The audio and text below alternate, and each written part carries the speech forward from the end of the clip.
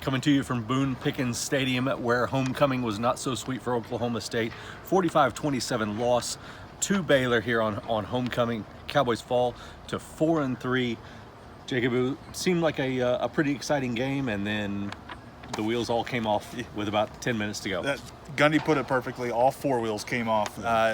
12:55 or so to go. OSU takes the lead, give up touchdown, fumble from Spencer Sanders, another touchdown.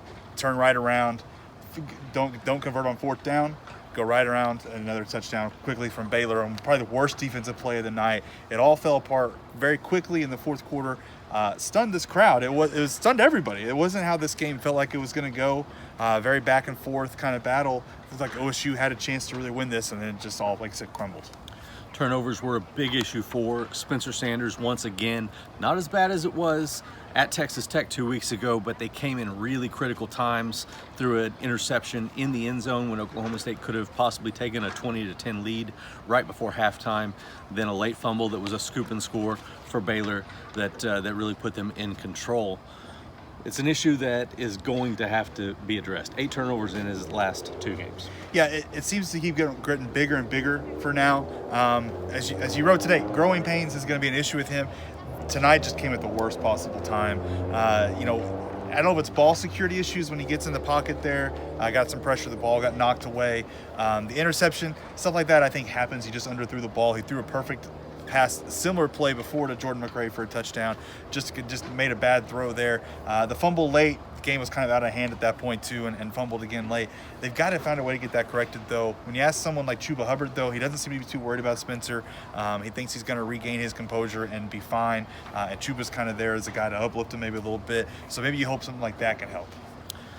The attitude of the Cowboy players tonight after this game was in a much better place than it was after the Texas Tech loss. That was such an uninspired performance and demoralizing loss. Talking to the players after that game, they were really down. A lot different today.